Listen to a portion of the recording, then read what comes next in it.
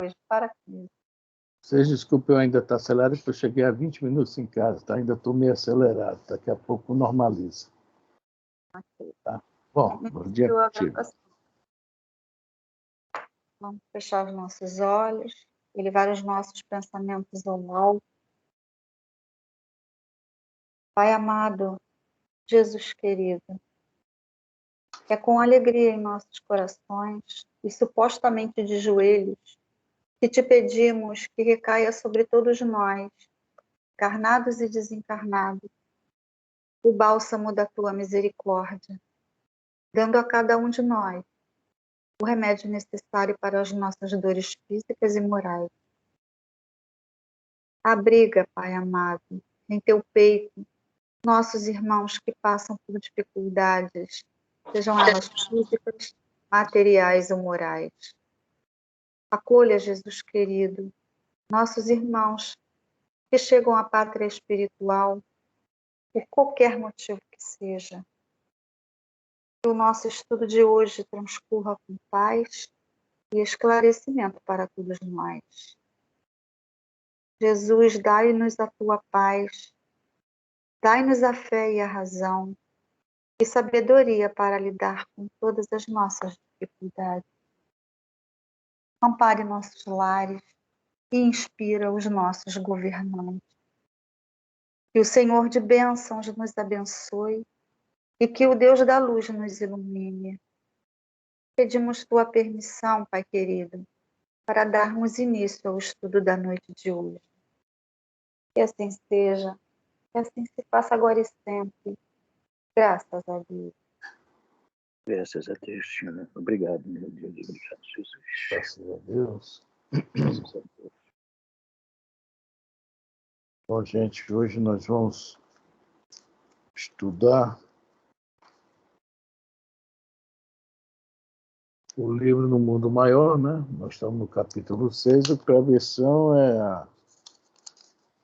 Nesse instante, dos olhos lúcidos de Cândida. Pois é. Eu marquei e não estou achando, né, Mônica? Acha. É na página 83, da Francos. Eu já achei, já achei. Já achou? É que eu marquei, estava bem debaixo de onde eu marquei. E eu estava procurando onde eu marquei, estavam bem marcados, mas eu marquei bem demais e não acertei.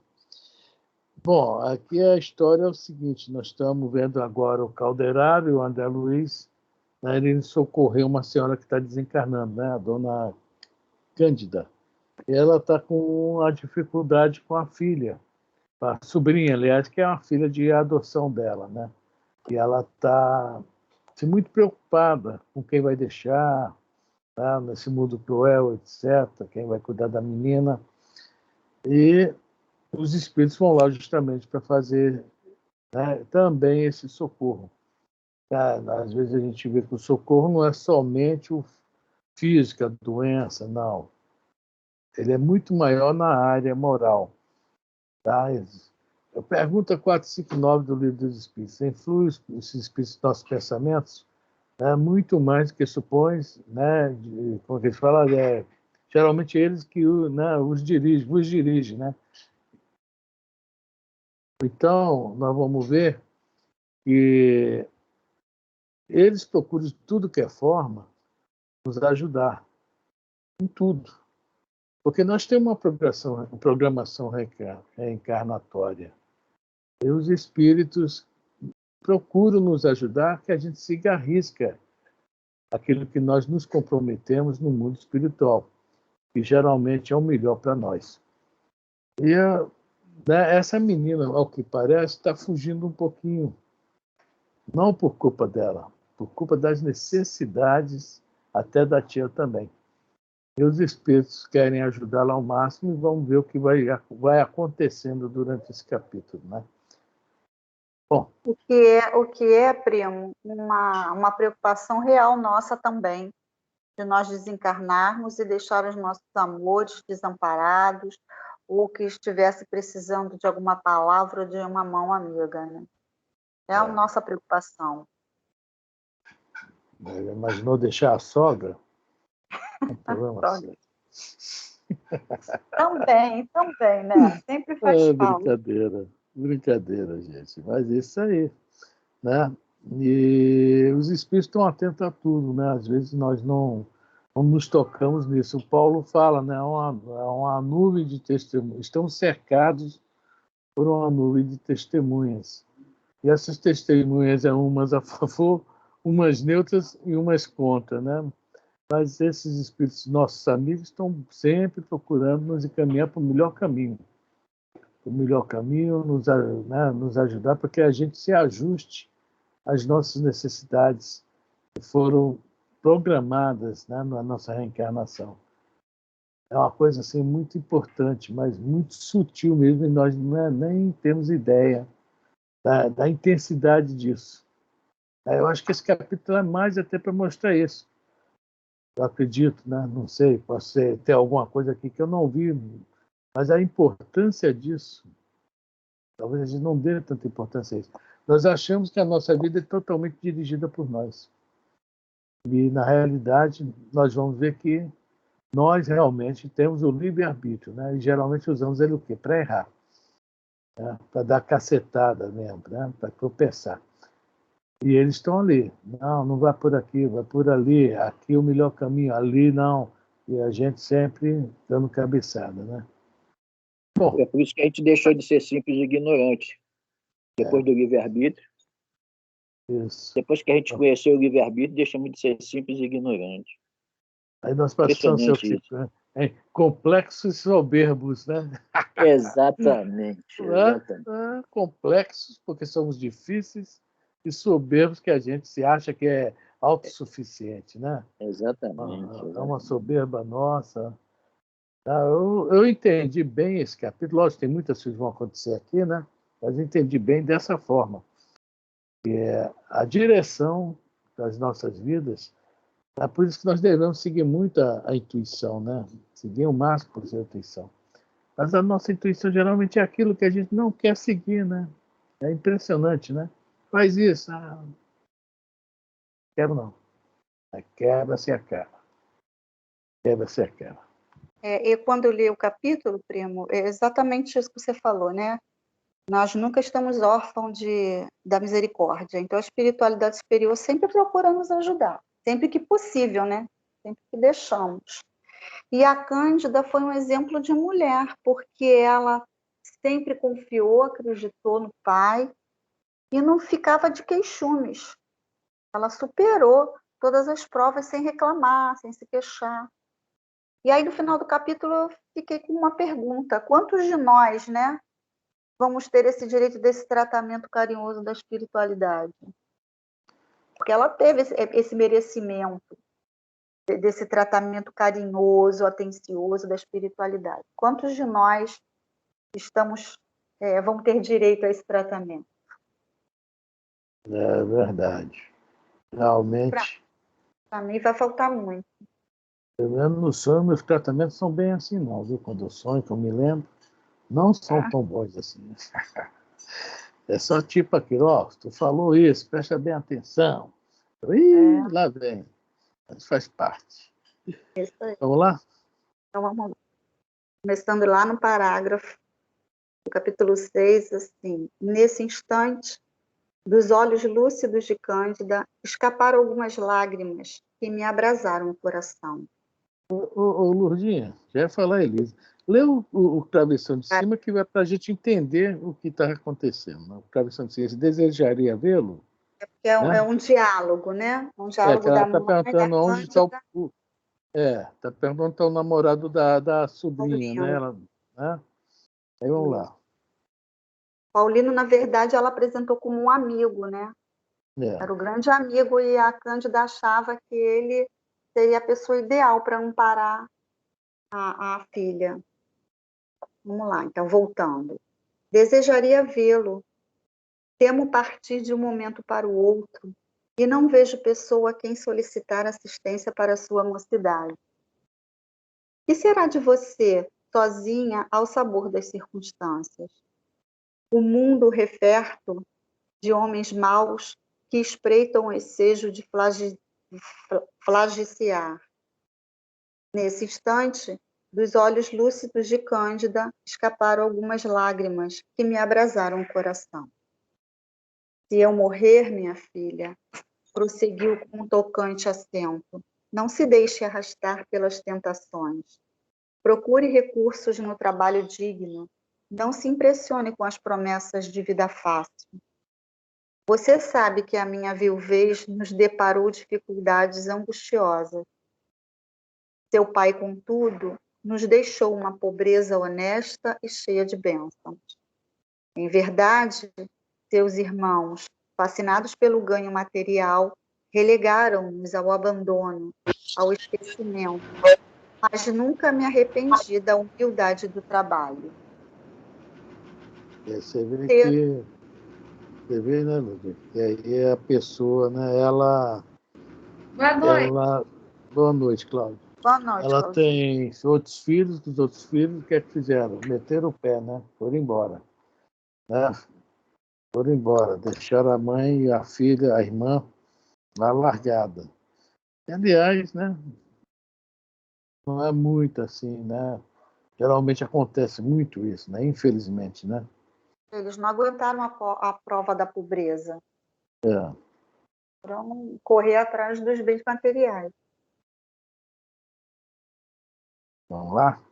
Vamos lá. Cedo perdi a saúde e muito breve os desenganos me lancinaram o coração.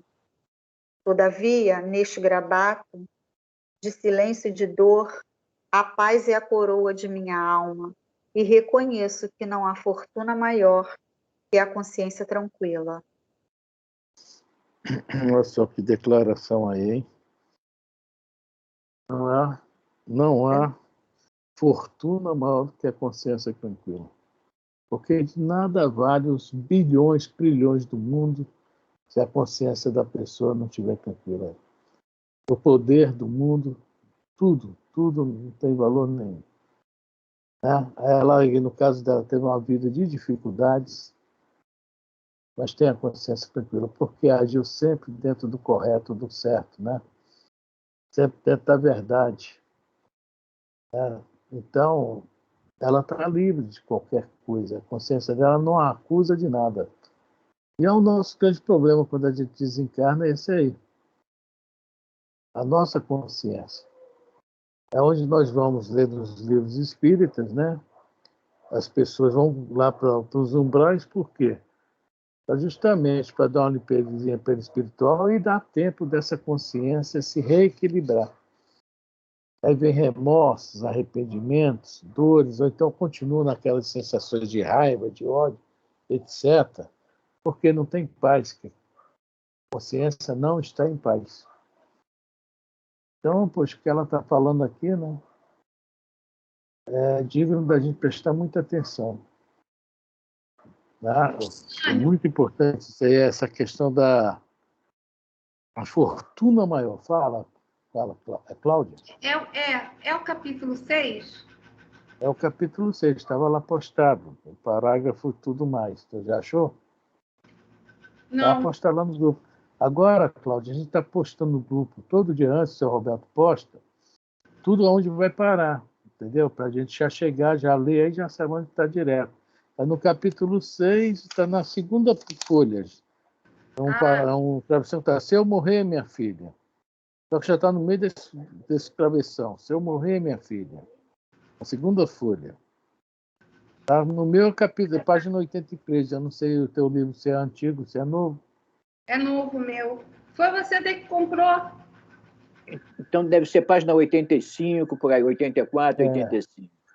Começa o capítulo 3 na segunda folha, né? Tá. Eu não estou achando ainda não, mas eu vou procurar. Eu vou achar. Consuelo está com livro novo, Consuelo? Eu estou na internet. Está na internet. Estou com o livro da internet. Bom, então vem aí, Cláudio. Se eu morrer, minha filha, um travessão. É na segunda folha. Achei. Começou Achei. né? Tá, isso, está lá no meio. Para mim. Pois Achei. Está no meio desse travessão. Sabe o Senhor. Então, Cláudio, você presta atenção. Toda vez vai estar nos grupos. Maria Vaz no grupo de estudo espírita, onde parou.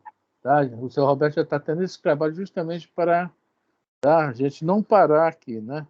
Tá? Tá. Vamos lá. Vamos lá.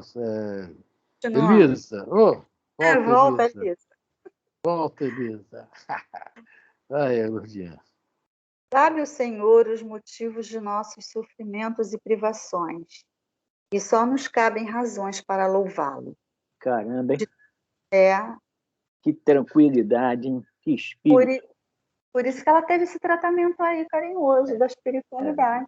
Ela não duvidou em momento algum, né? E não fugiu das provas.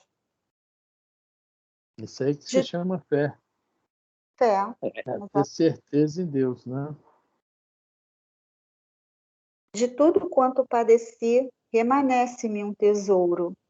Seu devotamento, minha filha. Seu carinho enriquece-me. Morrerei feliz, sabendo que um coração de filha me lembrará na terra com as preces do amor que nunca morre.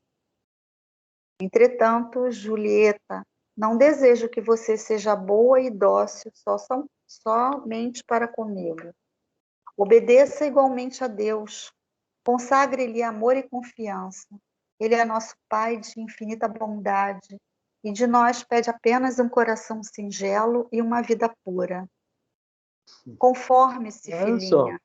o que ela está falando, o que é que Deus pede da gente? Ó, um coração singelo e uma vida pura. E por que a gente não gosta desse coração singelo nem viver essa vida pura? É impressionante, né? Uma coisa não é simples, não está pedindo nenhum cálculo assim, né? Uma equação de cálculos aí, resolve esses problemas filosóficos. Nada disso. Nada disso que Deus está pedindo. Simplesmente é uma vida pura. Aquela questão que o Emmanuel fala de Jesus, né? Que Jesus seguiu em linha reta.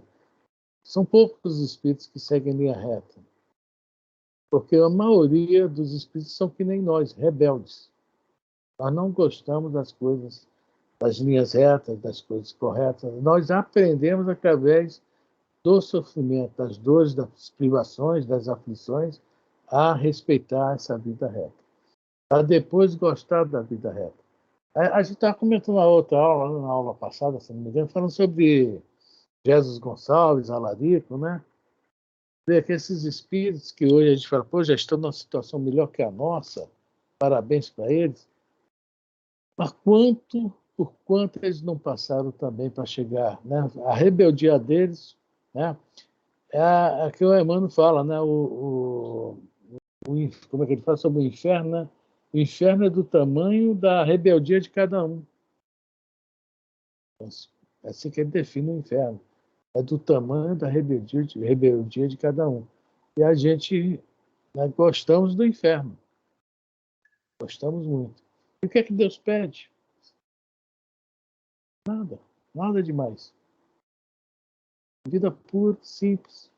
Nada mais que isso. Vamos lá?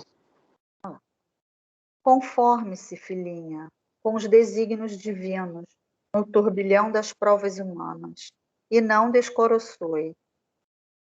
Como? A gente vê isso aí. Quer falar, Lúcia? Não vai. A gente pega aquele livro de Jó, da Bíblia, do Antigo Testamento, e a gente vê o que aquele homem passa. Porque pode ter sido até assim uma parábola, digamos assim, ou então um livro criado, né? Mas é isso aqui. Ele era rico, fica pobre, perde família, perde filho, perde tudo, volta a ter. Quer dizer, lá no livro de Jó fala que o diabo pede licença a Deus para tentar Jó, né? E Deus confiando nele, sabendo que ele era um homem, né? Um servo fiel, falou, pode testar. Quer dizer, é como assim, é um simbolismo da nossa consciência, né? É como assim, Deus deixa nos quebrar a cara ou não, de acordo com a nossa caminhada.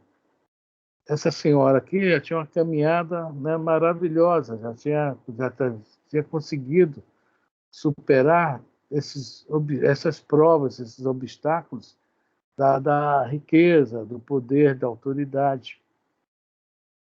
A mesma coisa, João prova de uma forma também legal, que ele era rico, fica pobre. Quer dizer, tem dentro um simbolismo. É a consciência da pessoa agindo. Está dentro de cada um. É muito interessante isso. E aí que pergunta, a pergunta 621 do Livro dos Espíritos. Onde estão escritas as leis de Deus? A resposta, na consciência. É? E essa mulher já tinha elas escritas ali na consciência. Já sabia o que fazer, que decisões tomar, para onde ir. Olha que interessante, né? Nós temos que ativar esse caderninho que está fechado, abrir esse caderninho com essas leis, está gravado em nossas consciências e botar para funcionar. E o importante é que nós temos que ter consciência também que esses livros do André não são romances. Os livros do André é realidade, porque o romance, de repente, é criado alguma coisa da mente do escritor. Mas aqui, esses livros de André é a realidade. É o que realmente esta mulher, ela existiu desta maneira. Né?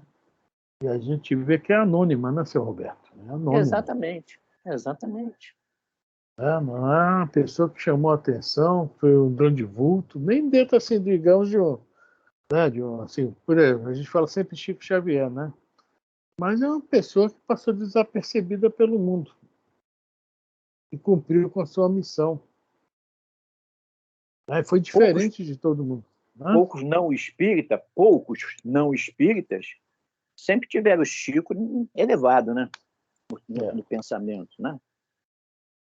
Aquele padre dizer que ele não tinha nada com o espiritismo, mas apreciava Chico. Então,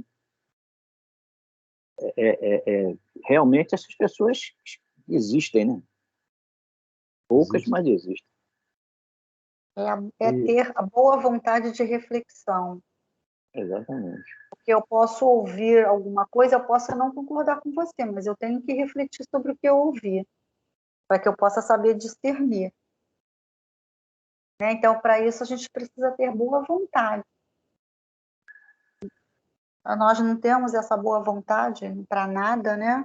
Nós somos mais esses filhos, somos parecidos com esses filhos que largaram ela do que com a menina, a filha. Exatamente. Cláudia e Consuelo, vocês estão muito caladas. Estou ouvindo. Eu estou ouvindo, igual a Consuelo, estou ouvindo. Estamos ouvindo. Eu também perdi algumas aulas, então por isso que eu estou só ouvindo por enquanto, entendeu? Mas eu concordo também que a gente tem que ter um coração brando para poder também até ouvir o nosso interior, né? Saber qual caminho seguir, ter aquela que Deus fala com a gente, né? Se a gente estiver com um coração brando, sendo paciente, a gente vai ouvir os caminhos que a gente deve tomar. É isso aí. E você, a filha que ficou ou os filhos que abandonaram? E eu não sei, porque eu não peguei essa parte, eu não sei quem é que abandonou, mas eu espero ser essa que ficou. Pelo menos na próxima eu quero ser a que ficou. Nessa eu não sei se você ficou ou se foi. Você meti o pé, como forma fala na rua, né? Tá jóia, então. Lutinha, vamos lá? Volta, Elisa. Isso vai virar bordão, isso. Mamãe, não prossiga, soluçou a jovem desabafando-se. Não prossiga. Estaremos sempre juntas. A senhora não morrerá. Viveremos uma para a outra. Jamais nos separaremos. Acalme-se. Não quero vê-la aflita. Tudo passará. O médico prometeu-me iniciar tratamento mais enérgico. Tenhamos fé. Cândida esboçou o triste sorriso acariciou as mãos da jovem e falou: Obrigada, minha filha. Estou calma e feliz. Olhou em seguida os ponteiros do relógio próximo e acrescentou: Vá sossegada, o horário de nossa palestra terminou. Beijaram-se comovidamente e Julieta, após carinhoso adeus, afastou. Sigamos-la. Agora entra os nossos irmãos espirituais, né? A gente, nas nossas vidas, é a mesma coisa. É isso que vem mostrar o André Luiz nos seus livros também, né? Isso vem mostrar que os nossos irmãos estão agindo o tempo todo. E nós damos trabalho, gente. Nós damos trabalho. Tá? Nós não somos dóceis. Nós não gostamos de sugestões. Nós somos donos do nosso nariz. Olha que coisa. Né? Quebramos a cara. Mas vamos lá. Ainda passamos vergonha, hein? Porque aqui, sigamos-la. Quer dizer, estão nos seguindo e passamos vergonha, hein? Pelo que fazemos e falamos. Sigamos-la, disse Calderaro atento. Devemos assisti-la com recursos magnéticos. Tenho instruções de Cipriano a respeito. Em caminho, o instrutor esclareceu-me a história da agonizante. Enviuvara Cândida muito moça com 3 filhos, 2 rapazes e Julieta, cuja educação lhe impusera a amarga renúncia dos bens da vida. Lutara, trabalhara e sofrera com resignação e coragem. Os filhos varões, a quem revoltava a pobreza do lar materno, abandonaram-na, buscando centros distantes por atender a impulsos menos edificantes da mocidade. Perseverou a viúva na existência singela, consagrada à preparação do futuro da filha. Iniciou-a nos trabalhos de agulha, em que a menina se revelou de pronto excelente profissional, mas depois de alguns anos de provações mais rudes, a nobre genitora caiu extenuada. Olha só, naquela época era serviço de agulha, né? Hoje tinha que ser serviços de informática. Hoje ninguém quer mais ficar na agulha, não.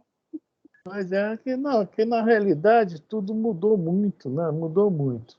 Por exemplo, no que eu trabalho, eu acho muito interessante. Você vê um carro escrito bem grande. Procure um marceneiro. Marceneiro é aquele que trabalha com madeira, tá? Obras de marcenaria. E você vai ligar para ele, cara, eu estou precisando fazer uma cadeira e tal. Não, eu só trabalho com MDF. Não é um marceneiro, mas é o marceneiro do momento, é ele. É que aquele que faz a cadeira de madeira está escasso, está difícil de encontrar. Está raro, raridade. Os tempos mudaram. Aí eu brinco com eles, né, que você não é marceneiro, você é MDFeiro. Você trabalha com MDF. Não é marceneiro. Marceneiro tem que saber. E não sabem trabalhar com madeira, que é pior. Não sabem. Tá? Dá pena. Tá? Eu até falo, por favor, madeira não tem. Esquece tudo que você aprendeu. Madeira não tem nada a ver. Porque o tempo mudou. Na realidade, eles estão atualizados. Eu que fiquei para trás. Reconheço. Né? Mas a agulha ficou para trás. A gente vê que hoje até as grandes, né, as grandes empresas que tinham de confecção foram ficando para trás. E praticamente a China que manda hoje nesse mercado. Né? Quer dizer, são coisas interessantíssimas. A gente vai lendo aqui, a mãe naquela época educou da melhor maneira possível, que naquela época não faltava, né, emprego para costureira, para alfaiate, para barbeiro, não é isso? Eram profissões que haviam, né? Cozinheiro, que também até hoje tem, mas são profissões que eram bem fáceis de se encontrar né, um emprego, digamos assim. E hoje já mudou muito. A modernidade trouxe novas necessidades, quer dizer, criou-se novos talentos, digamos assim, né? Novos talentos. Mas, né, era a época, isso que eu acho legal. Hoje seria outra coisa. Vamos lá. Antigamente tinha aquele médico único que chamava-se médico da família, cuidava da família toda, de qualquer doença que aparecesse. Agora não. Se eu tenho uma dor de cabeça, eu vou ao neurologista. Se eu tenho pressão alta, eu vou ao cardiologista. Se eu tenho dor de ouvido, eu vou a outro especialista. Então, ainda vão perguntar. Vamos perguntar para você, Ludia, a dor no ouvido direito ou no ouvido esquerdo? No direito, isso. não. Eu sou especialista do esquerdo. Ainda tem Isso. isso hoje em dia, né? A mão direita ou a mão esquerda? A direita, só entende mão esquerda. É verdade. Tem médico para tudo. Tem especialidade, né? Foi tudo dividido. Antes o médico tratava de tudo. Agora, se eu tenho uma dor na mão, eu tenho que ir a um especialista de mão. Não adianta eu tratar com um médico clínico. É isso aí, a modernidade. A modernidade está mudando e vai mudar muito ainda, gente. Vai mudar muito. Tem coisas que a gente nem imagina que vai acontecer e vai acontecer, tá? Só que nós não sabemos, mas que há um plano da espiritualidade sobre isso, porque esse nosso modo de vida, né, eu sempre falo aqui para meus filhos, isso aqui está falido, esse modo de vida que hoje nós temos. Os sistemas econômicos, sistemas políticos, sistema financeiro, qualquer sistema hoje está falido. Então tem mudanças aí que nós nem imaginamos que vai ser. Isso que é interessante. Eu fico assim pensando, o que é que vai acontecer, meu Deus, daqui a 100 anos? Quando o planeta já tiver, né, melhorzinho, né, digamos assim, né, que essa grande massa aí que tiver que sair, os que ficarem não ter tanta influenciação, né, não ser influenciados pela mídia, né, não ser massa, igual hoje nós somos, né, digamos, aquele povo marcado, povo feliz, né? O que será que está para vir para nós? Outra coisa, fui no banco ontem ali, no Bradesco tem aqui ao lado da minha casa, aqui na Nicarágua. Eu queria ir lá no caixa ver um negócio. Moço, aqui não tem mais caixa não, moço. Só caixa eletrônica. Eu pensei, tá mudando. Eu pensei nisso, meu Deus, como estão mudando as coisas numa velocidade tremenda. O que será que vem por trás disso? Eu pensando, né? Nós vamos descobrir, se Deus quiser. Né? É o banco digital. Temos que nos atualizar. Tá? É o banco temos digital. que aceitar essas novas ideias.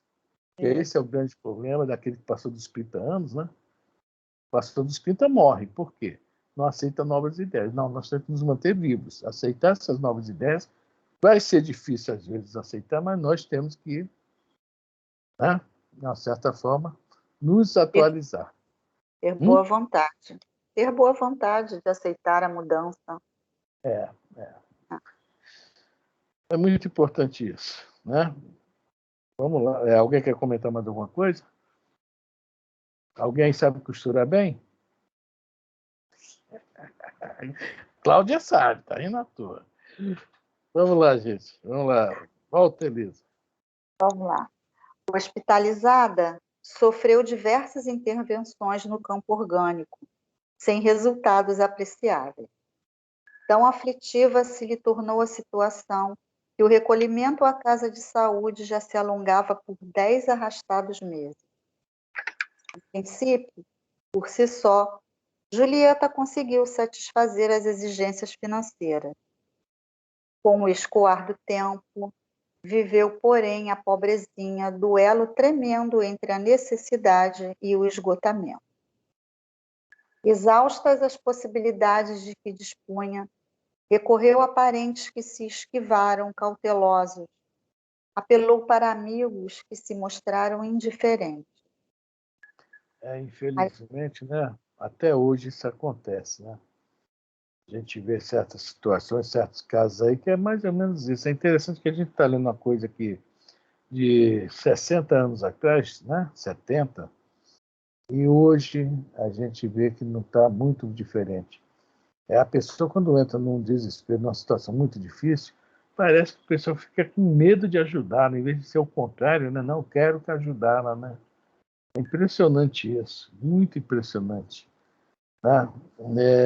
Eu acho tão bonito, que eu já vi acontecer algumas vezes, a pessoa ficar desempregada e lá um amigo ou um parente fala, trouxe uma cesta básica para você, tem alguma conta de luz atrasada aí, eu vou juntar, fazer uma vaquinha com meus amigos, vamos pagar para você, etc. Eu já vi isso acontecer, muito até. Quer dizer, e vi também o oposto.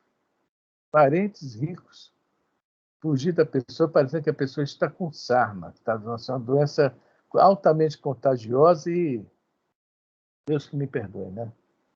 É o que aconteceu com essa mocinha. Aonde que ela vai parar por causa disso? É aonde muitas pessoas vão parar também. Vamos lá? Alguém quer falar alguma coisa? Claro. Eu outro dia estava assistindo um programa. No programa falava sobre falências. Pessoas que tiveram falência em suas empresas faliram. E o comentarista, ele disse, aqui o falido é pisado pela cabeça para poder afundar mais no buraco. Nos Estados Unidos, falidos são apoiados por indústrias pela experiência que ele teve. Ele vai trazer a experiência dele de falência, ele vai levar a experiência dele de falência para essas empresas, para que elas não aconteça com elas o que aconteceu com ele. Completamente diferente do que é aqui. O falido aqui, coitado, até ele encontrar uma recuperação é difícil. É impressionante. É impressionante que quando a gente está numa situação difícil, numa empresa, como você está falando aí, cara, fecha logo essa empresa, que assim ninguém te cobra nada, você vai ter uma vida feliz. Olha só, a gente escuta isso quando está numa situação difícil. Aqui no Brasil é assim, tá? Crédito com ninguém, não consegue com ninguém. É impressionante mesmo. Nos Estados Unidos não, há todo um trabalho, né, em cima dessa pessoa para trabalhar essa experiência aí, né? Aproveitar. Afinal de contas, é uma bagagem, né? Sem dúvida, sem dúvida. Ah? E é isso que os empresários que estendem a mão querem. Essa bagagem que ele está levando, querem para si. Né? É isso aí. Muito bom mesmo. Não? Alguém falando alguma coisa? Então vamos lá. As despesas, no entanto, cresciam sempre, implacáveis. A costura não lhe oferecia a compensação necessária. Visitava a mãezinha diariamente ao crepúsculo, pondo-se a par da situação cada vez mais grave. Louca de angústia, bateu a todas as portas, e todas as portas permaneceram seladas. Incapaz de prescrutar aquela situação em toda a sua profundeza, com a genitora, que naturalmente não lhe desejava o sacrifício, cedeu Julieta a insidioso convite.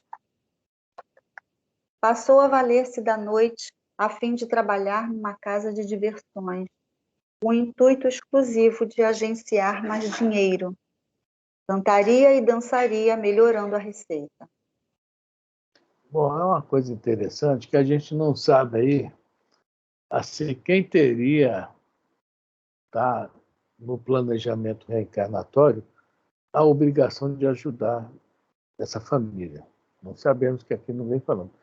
Mas sempre, mesmo que não tivesse alguém com essa obrigação, aqueles a quem ela procurou passam a ter a obrigação de ajudar de alguma forma, no mínimo possível, mas ajudar.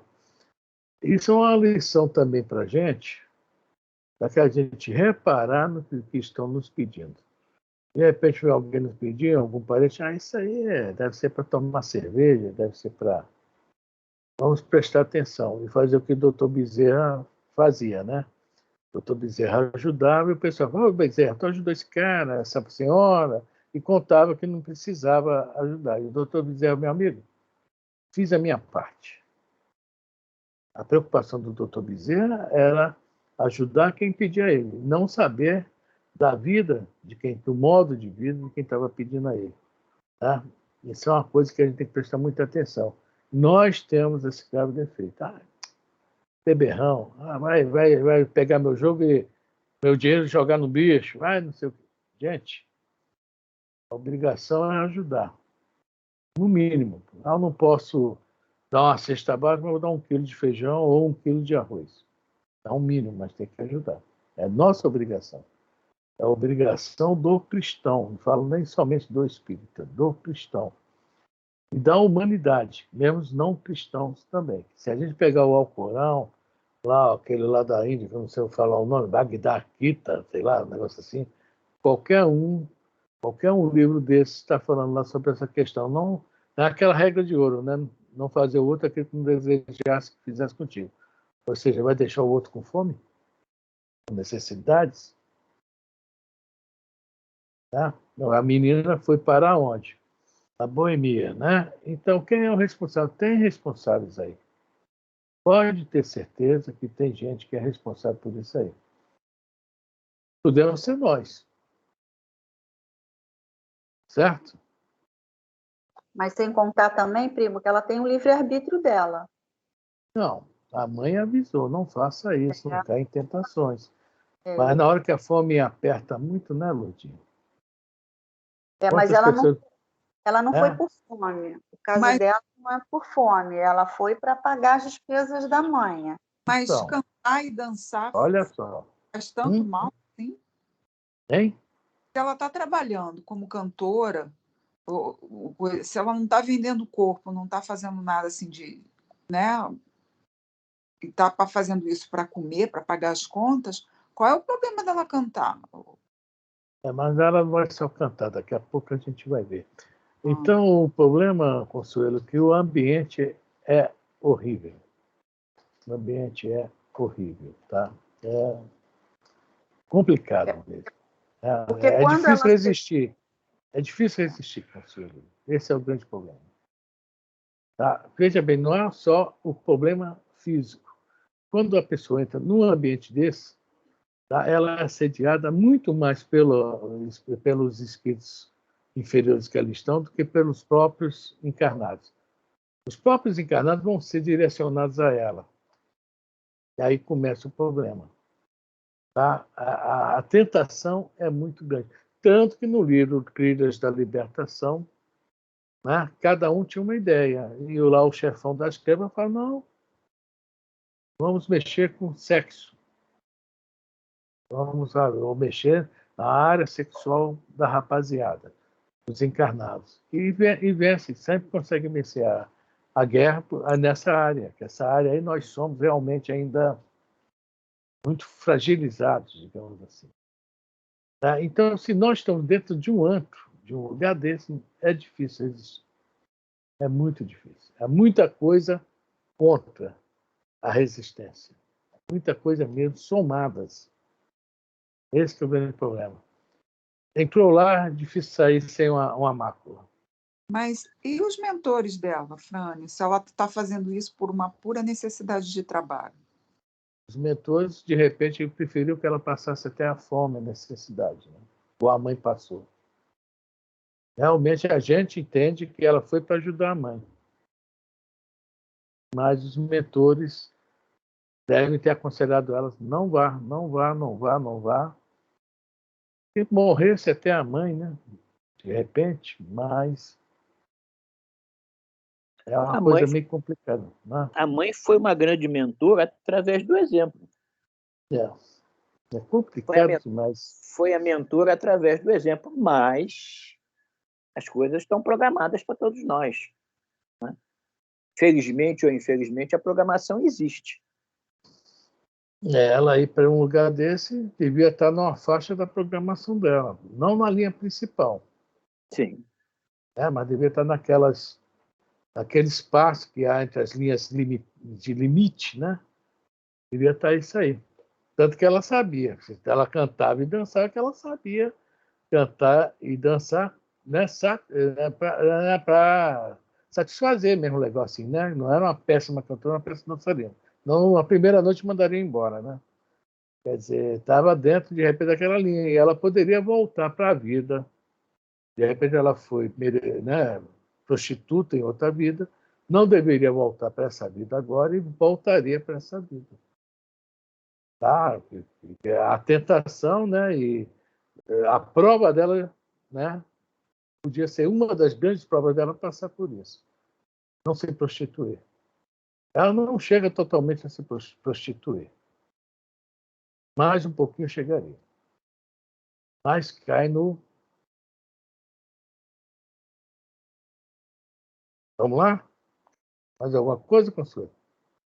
É porque eu fico pensando, porque tem muitas mulheres fazem isso, Afrânio, não é por escolha, né? Porque a gente está no mundo São mulheres que têm filhos, que nem a mãe ficou sozinha e fazem isso para alimentar os filhos. Será que fazer isso, mesmo que seja prostituição por causa dos filhos e, né, por causa da família, será que isso a leva a ser um ser ruim por isso? Não, ruim não.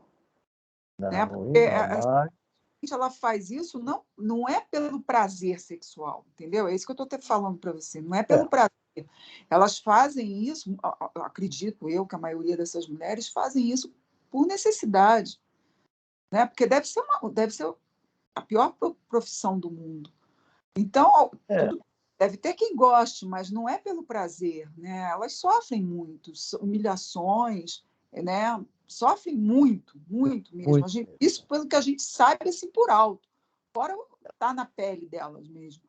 Então, eu acho que não é um prazer, né? Que nem quem abusa dela sente o prazer, mas elas fazem isso por necessidade, às vezes por necessidade de cuidar de mães doentes, de filhos doentes, né? Porque filho feio não tem pai, e largam, e as mães é que têm que tomar conta e ver nisso uma última saída, né?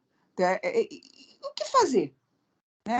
Nessas horas o desespero é grande, não é pelo prazer físico. Será que é tão... Não, veja bem, a pessoa entra na vida, digamos assim, tem uma oportunidade, sai logo. Mas nem todas. E depois que entra, Consuelo, é complicado também sair. Complicado, é uma coisa... Acredito que sim, porque se envolve com muita coisa ruim, né? Muita coisa ruim. É droga. Realmente eu acho muito difícil, porque a maioria que entra, raras saem, né? E quando saem muito marcadas. É uma coisa assim, desde que o mundo existe, isso existe. Essa é a grande realidade, né? Mas o importante nisso tudo também é o seguinte, é o coração da pessoa. Às vezes está lá na vida, mas é uma pessoa muito boa também, ajuda as outras, né? É a mãezona daquele grupo, que era onde ela está participando disso, né? Que não deixa de ser um trabalho. É um trabalho legal, mas é um trabalho, né? Quer dizer, também vai depender muito da pessoa, da como a pessoa vive. Mesmo se prostituindo, mas de repente ela tem uma vida dela, particularmente bem, né? Uma vida bem, como é que se fala assim, bem pura, apesar de estar se... Uma vez eu fui ver uma palestra do doutor, tem um cara que era do Conselho Tutelar, antes do Ciro... qual é o nome daquele, senhor Roberto, que acabou com... Antes do Ciro Darlan era outro cara que tinha um nome meio complicado. Não sei se você lembra? Era doutor... Esqueci o nome dele. Eu fui ver uma palestra dele e ele falou isso, que ele conheceu uma prostituta que ela era santa. E contou a vida da mulher na palestra. E quando foram para tomar os filhos dela, ele ficou até numa situação complicada, que ele era o presidente do Conselho Tutelar do Estado do Rio de Janeiro. Olha essa situação dele. E pelo que ele viu a vida da mulher, não poderia tomar uma atitude dessa contra a mulher, que era uma excelente mãe, apesar de tudo. Quer dizer, há casos e casos, né? Quer dizer, tem que respeitar isso. Como nós não sabemos como a espiritualidade julga isso, mas sabemos que julga pelo coração, né? Que julga não, que ajuda muito pelo coração, é uma coisinha meio complicada. Essa menina está sendo ajudada a sair dessa vida logo. Nós temos que entender também, que nós estamos passando por provas e expiações. Nós estamos passando por resgate. Porque nada acontece que não passe primeiro pelo crivo de Deus. Isso não tenha dúvida. Porque a pergunta da Consuelo. Mas o mentor. Nada acontece que não passe pelo crivo de Deus. Se passou pelo crivo de Deus e Deus permite que aconteça, o mentor não vai interferir. Veio de cima, veio do mais alto. Então, são resgates. Em vidas passadas, talvez ela tenha feito isso. Em vidas passadas, talvez ela tenha sido dona de prostíbulo. Em vidas passadas, ela pode ter agido de outra maneira. ter levado alguma mulher, alguma moça também à prostituição, e ela tem que passar por isso, tem que ser resgatada por isso. Esses resgates acontecem, tem que acontecer, não pode se fugir. A gente não pode dar uma bofetada no rosto de alguém e sair cantando sem que nada nos aconteça. Nós temos que sofrer qualquer consequência, que não tenha dúvida. E é o que pode ser que esteja acontecendo com ela. Resgate. Então, resgate. Nossa, Roberto, o que eu estava perguntando mesmo era se realmente a espiritualidade vê como forma totalmente errada uma mulher fazer isso, mas não pelo. Eu não estou falando pelo sexo, pelo prazer. Eu estou falando pela necessidade de sustentar uma mãe doente ou para sustentar filhos, e que, por alguma razão, só consiga isso. A gente não sabe, né? Até o presente momento ainda não houve uma interferência de crítica da espiritualidade. Vamos aguardar o desenrolar do livro. Até agora, ela está passando por isso e ainda não teve críticas da espiritualidade. A espiritualidade ainda não fez crítica nenhuma sobre isso. Vamos aguardar o que é que vai acontecer daqui para frente com essa moça, né?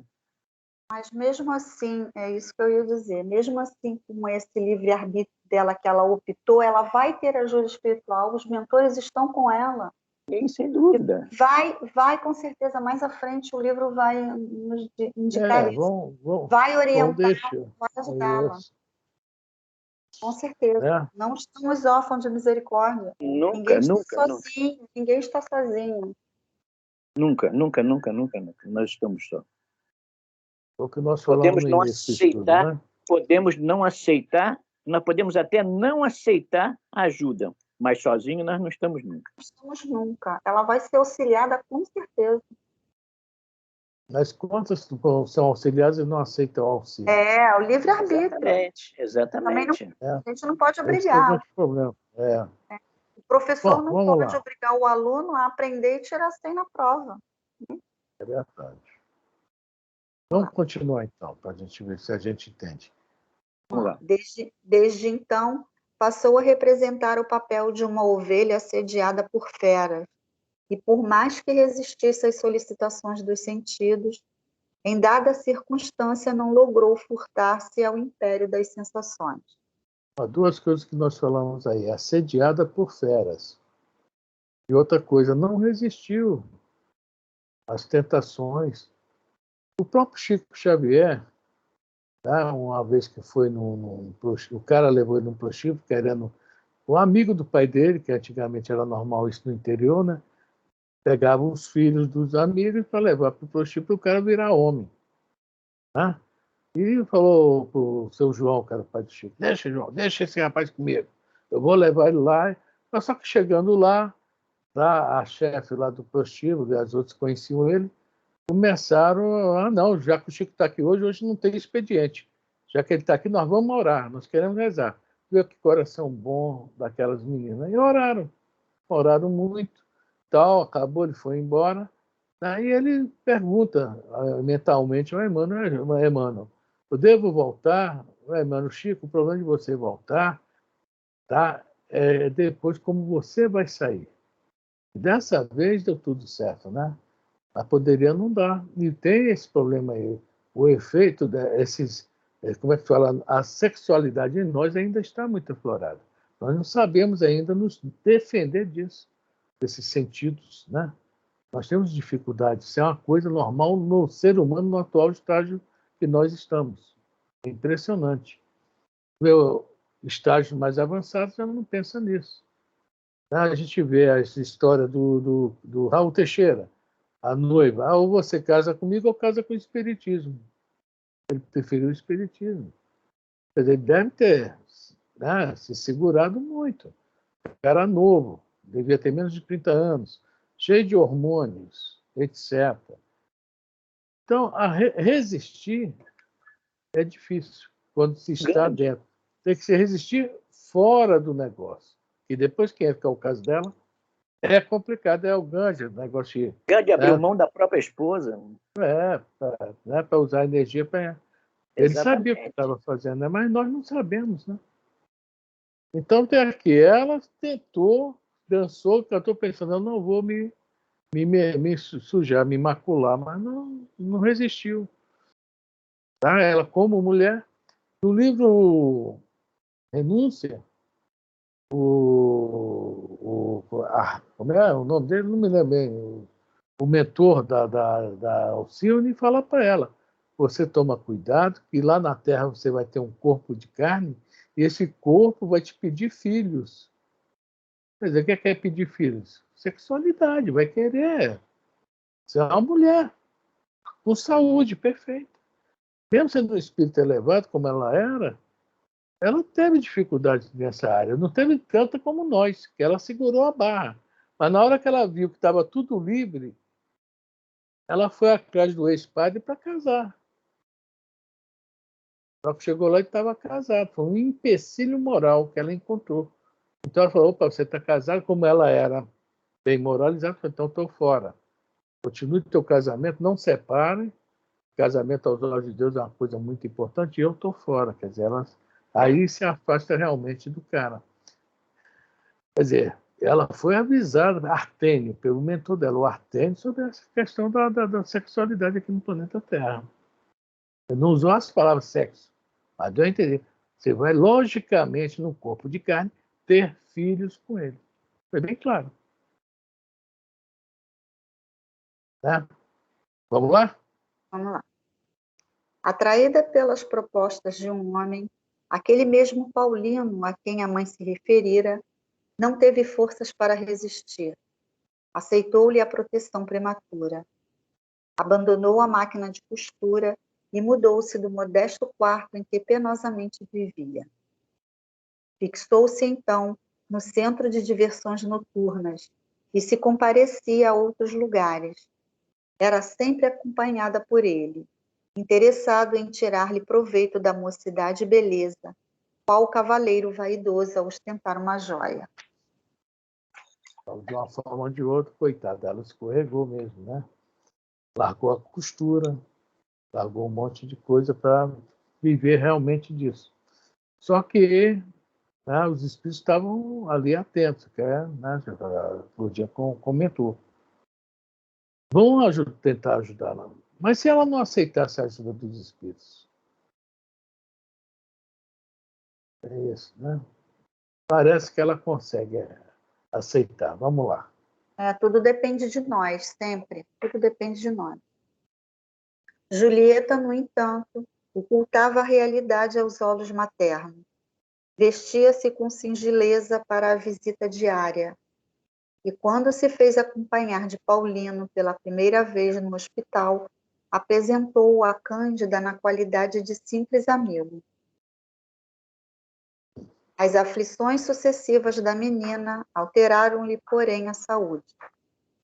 Achava-se extenuada, doente, recordando os exemplos maternos, experimentava atrozes perturbações conscienciais. Os prazeres fáceis. Ela adoece por isso. Essa que é também a grande preocupação da espiritualidade. Senão ela iria enlouquecer, porque a vida inteira dela ela teve exemplos, né? E de repente ela começa a viver contra tudo aquilo que ela aprendeu, né? Que eram coisas corretas. Isso abala ela, realmente abala qualquer um de nós, fisicamente. E contra, tá? E contra tudo aquilo que nós aprendemos, é sabendo que aquilo que é o correto e a gente agindo de forma errada. Isso realmente, né? O estudo desse livro é importante porque ele nos mostra os distúrbios psíquicos analisados pelo plano espiritual, né? E a doutrina veio nos mostrar que esses mistérios dos distúrbios é apontado com bom senso e as suas causas, que nos mostra o caminho da cura. A importância do estudo do livro. E mais adiante, não vai demorar muito, nós vamos entrar numa parte aqui que a gente vai ver que ela não estava só, aquilo que a gente falou anteriormente. Ela não estava só. No decorrer da próxima leitura, no decorrer da próxima leitura, nós vamos ver que ela realmente está sendo ajudada, está sendo protegida. Bom, gente, está na hora, né? Eu acho que Vou parar aqui nesse parágrafo para poder fazer sentido esse da parágrafo leitura. vai ser muito legal, esse parágrafo aí. Nós vamos trabalhar bem ele. Então, vamos precisar de mais um nós pouquinho. vamos no parágrafo as aflições sucessivas, vamos voltar nele. Isso. Esse aí, veja bem, é o objeto do estudo do livro, tá? O que está acontecendo com ela nessa área dela mental, né? Nós estamos fazendo aqui, vendo o ao redor dela, mas os espíritos estão interessados no interior dela. Tanto que no outro capítulo fala, vamos lá, ele se propõe, vamos lá, que fala sobre esses distúrbios que ela está tendo, né? Antes que ela enlouqueça.